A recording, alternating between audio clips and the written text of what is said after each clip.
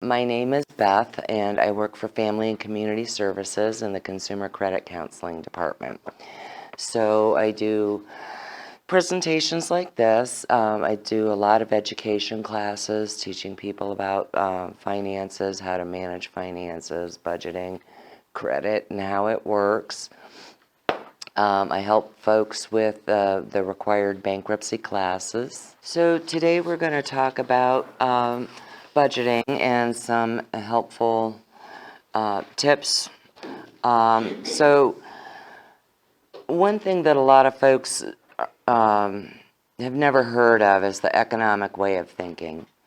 It is the concept that nothing in life is free, and it's based on the principle that you can't have everything you want.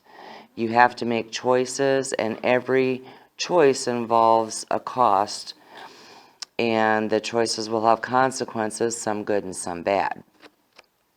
But it's all based on the personal decision making that we do every day of our lives. First of all, we define the problem that we've got. Then we list the alternatives and possible solutions, identify the important factors, and evaluate the choices and make a decision the best of our ability within our means. So some sound financial habits to keep in mind and live within your means. This is very important because we live in a society that tends to live way beyond their means because of the available credit to us. And that gets us in deep trouble with a lot of debt. But that's also something that I help with when folks have a lot of debt that they're dealing with. I operate a debt management program that the major credit card companies created to help folks be able to pay the debt off within 5 years, a majority of them at a lower interest rate. So sometimes I can help with that too. You want to spend wisely and always think about wants versus needs. Wants have to be secondary, needs are number one. Pay yourself first with a consistent plan savings. Most of us have our employer do a direct deposit. And if you take a portion of your check and have it deposited into a separate account, your bill into a savings account, it's much easier to save because it's out of sight, out of mind. And of course, save as much as you can because there are going to be things that come up, emergencies and whatnot. If you get a raise, bank your raise and continue your budget as you had planned. As long as it's comfortable, why not save more? Preparing for periodic expenses. Saving monthly for things that maybe only come up every quarter or every half, like a trash bill or an insurance bill. It's much easier to save monthly than to scramble when that bill comes due and not have the full amount to pay it, and maybe do something that can create a problem later on, like not pay your full electric bill, and then it continues to fall behind. You can pre-plan and prepay vacations. If you want to go to Florida as the weather's starting to get colder out here, which I wish I could do, if you save at least by a year in advance, then you can go down and enjoy that weather while everybody else is up here to their knees in snow and cold. Having a gift buying plan, this is an important one too. Before we know it, Christmas is going to be upon us, and a lot of us tend to wait until the last minute, beginning of December. Oh my, I've got to go out and shop for all these people. How am I going to do all of this? Well, if you start a Christmas fund, birthday fund, anniversary, all of that, and save year-round for it, then you've got the funds there to go out and do your shopping and have, a great time at that holiday or event. And you also have to plan it on what you can afford to do. If you can't afford to go out and buy your child that $500 bike that they want, but maybe you can the $100 bike, you have to weigh it. You don't want to overextend yourself, and this child's going to be happy with this bike. Maybe not at first if they're rotten. But they'll appreciate it eventually. And another important one is to budget for fun so that you're not depriving yourself. Human nature with us, if we go without the things that we like to do, we can kind of snap and do something foolish by not paying a full bill because the gang calls us up and says, hey, let's go bowling tonight. Well, this money that I have left is really for my electric bill, but yeah, I haven't done this in a long time, so I'm going to go do it. Then you're backpedaling, trying to catch up. So it's important to, whatever it is that you like to do, whether it's that new book from your favorite author, or going bowling with the gang, or you want to see this new movie that's coming out, make sure you set aside some money for those things. Planning and saving for retirement is important. There have been threats that Social Security is going to end for years. We don't know what they're going to do. They're all crazy. But the earlier you start in life, if you have the opportunity for a retirement plan through an employer like a 401k, the better retirement you're going to have when it's time to retire.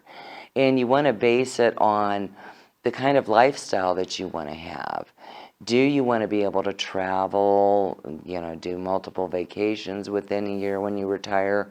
All those things that we've not been able to do so much, our working years, because we're always right on that. We got to make the money.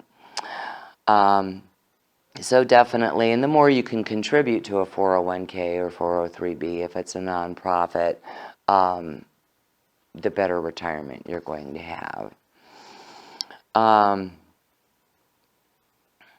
If you're using the ATMs and the debit cards, they can be dangerous. I know we live in a very electronic world now, but it's so easy to lose track of what you're spending. And the check registers that come with your checks and your bank statements and whatnot. Very important that every withdrawal or purchase that you make, you get it logged right away. Because I'm telling you, it happens to all of us, that overdraft thing, that's a bad word. I got nailed on a $20 overdraft once because I was running to the very last amount in my account, and I'd forgotten that I'd taken out, now this was years ago, I've really learned my lesson now, I took out $20 to throw it in the gas tank. Medical bill came in for $20. I paid it, forgetting to log that. Guess who overdrafted? Guess who paid over $75 for that $20 mistake? So you just have to be very, very careful with them if you're going to use them. For savings, if you save small change, that can be kind of a fun way to do things. We all come home with our pockets full of change, because every time, my mother taught me this years ago, every time you leave the house, it costs you money. You're spending money, you're burning gas, all of that fun stuff. So, one thing that my parents did, my dad would come home every night after work, have a pocket full of change because he'd been at the vending machine getting coffee and stuff at the shop. Throw it on the counter. Mom would swipe it up and she'd put it in a jar. After years of doing that, you know they saved enough to be able to fly to Hawaii for their 40th anniversary. So that can be a fun way to do savings too. It accumulates quick. And, you know, us ladies, we don't want to carry that around on our shoulders. Cutting back on expensive little things. I like to pick on Starbucks. If any of you have ever bought one of their coffees, they're delicious, but they're very expensive. Now, I've had many clients come in to see me, and they, you know, are kind of unsure how much they're spending in their budget, and, you know, when it comes down to it, like, well, you know, it seems like you have a lot of money left over, disposable income. Is there anything that we're missing? Oh, well, I do go to Starbucks every morning on the way to work. And, you know, a lot of times I'll go out for lunch and grab another one. Well, those coffees are $6 a pop. That's $12 a day. Boy, does that add up. So, you know, I'm one that I'll find, you know, if there's a flavor that I like, I'll find a recipe online and I'll make my own and take a thermos with me. Now, we've all heard of those payday cash advance loans, right? Those you want to avoid like the plague. They are still getting away with 450% interest. Oh my God. It's ridiculous. Once you get I've never in, been to one, but oh my God. yeah. Once you get in, you can, it's such a hard to dig out, you know. Basically, if you work a lot of overtime, you may be able to pay it off quicker.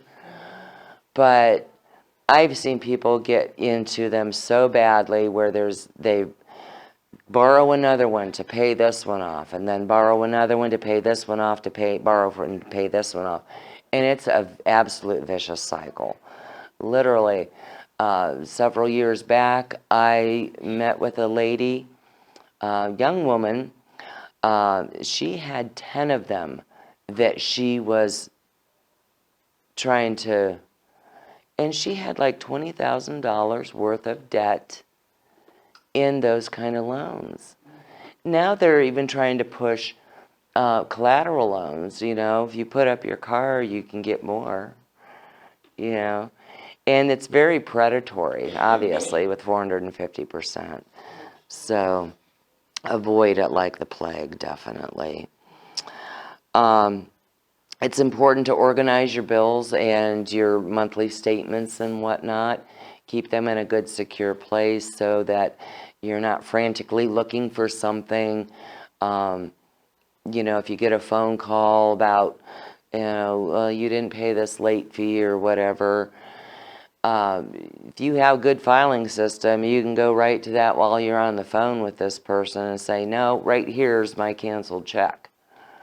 You know, I'll send you a copy of it, front and back, so you can see that it cleared. Someone didn't post it right. Those are all important things. And balancing your checking account and savings account each month is important too, because, you know, we as humans can make mistakes, and we do. Obviously, I made a big $75 mistake. But banks can make mistakes too. And they're all automated, computerized. So they're not going to catch it. We have to watch our statements and look for any issues. And if we find an issue, we have to call them right away. Now, the 5 budgeting skills. One important one is a written budget. You know, some of us may have been brought up with the big elaborate computerized Excel spreadsheets and everything. It really strikes home when you're putting pen to paper. That black and white just really clicks with our human brains. So that's important. Now, most of us like the calendar budgeting, and there's an example in here in this packet towards the back. Starting out with breaking down your expenses and your spending plan. So the fixed expenses are the ones that typically are going to stay the same, like your rent or mortgage payment, car payment, utilities if they're on a budget plan. And then the next page are things that are adjustable. And these are the things that you have the most control over. Something as simple as grocery shopping. If you shop very thriftily, like at Save-A-Lot or Aldi versus going to Giant Eagle all the time, you can save quite a bit of money. Couponing will help too. So all of these things you can exercise more control to balance your budget a little bit. You can always go back and look and see, well, where could I have saved a little bit more? Okay, so then this is the example of a calendar. This is the small version, but basically what it is planning out when your pay is coming in and what bills need to come out of that pay so that you stay on track. A lot of my clients will use the big desk calendars. You know, wherever you do your bill pay, if you set that calendar right there, you can do, you know, jot down notes throughout the week or the month and actually even plan it ahead. You can watch your money moving if you're trying to save for something. It's a good quick reference. So most folks that I talk to find that very helpful. And then the last page is a blank one that you could use yourself to get started on one to kind of play with. Okay. So any questions so far about the budgeting skills, basic skills? Okay. So I also included in the packet some budgeting tips and easy ways to save. You know, one great tip is, you know, not so much now, but we used to have availability of overtime with a lot of jobs.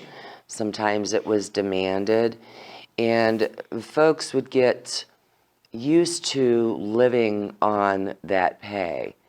And human nature is the more we make, the more we spend, the more we buy this and that. So when the economy started dropping off and the overtime wasn't available, I was seeing a lot of clients that were living on that overtime, basing their lifestyle on that overtime.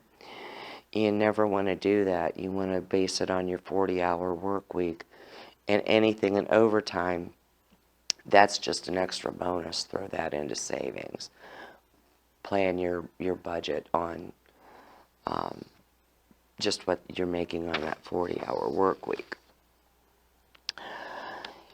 And let's see. And then, like, the easy ways to save, there's a lot of little tips in here, too.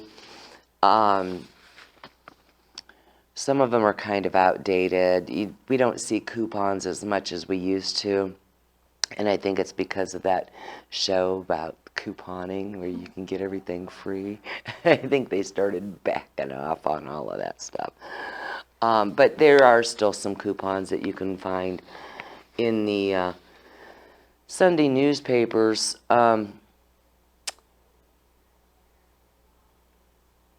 one that I only use a coupon if I have access to it and it's really a product that I use.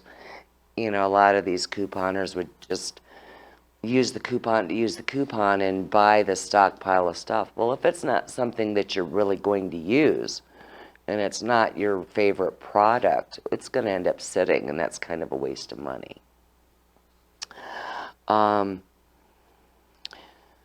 Sometimes buying the off-brands and buying in bulk, if it's something that you use a lot of, in the long run will be less expensive.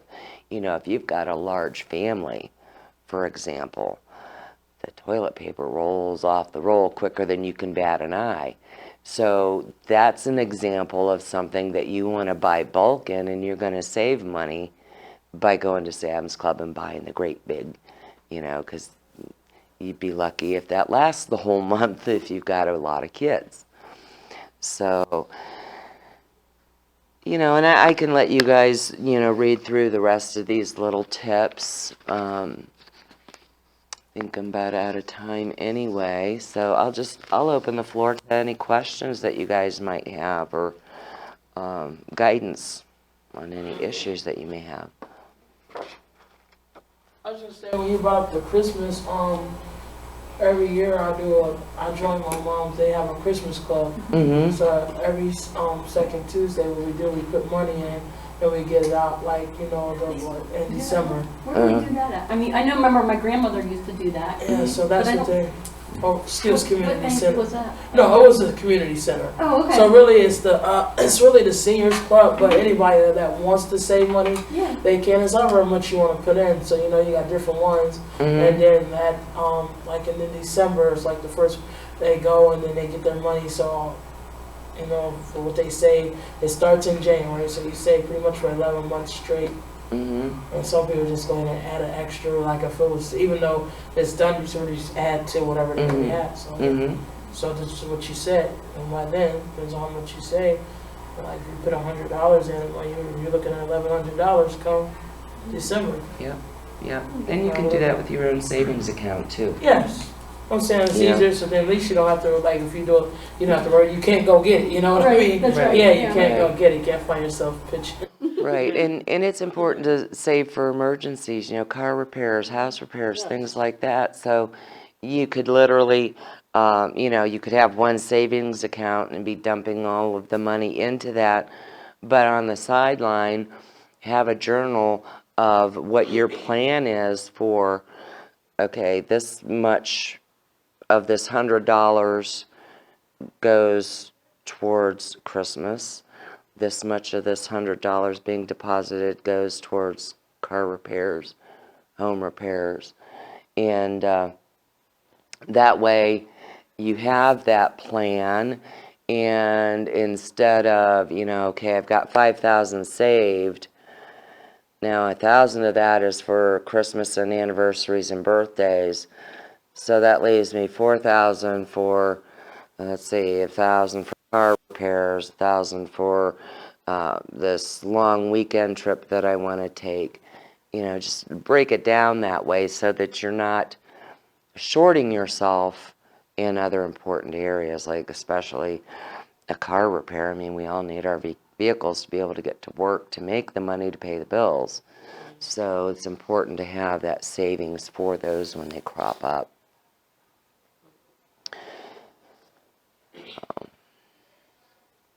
Anybody else?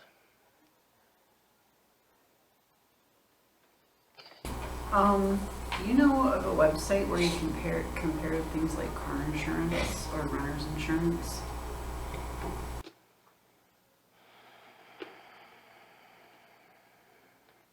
I don't know of one offhand, but I wouldn't doubt that there'd be one out there. Yeah, Google's the best. I live by Google. Is there any particular place that you go to, like, determine how to make your own cleaning products? You said cleaning products? Yeah, one of these, Yes. which I've never thought about, is make your own cleaning products. Yeah, there are plenty of websites out there that are the natural products.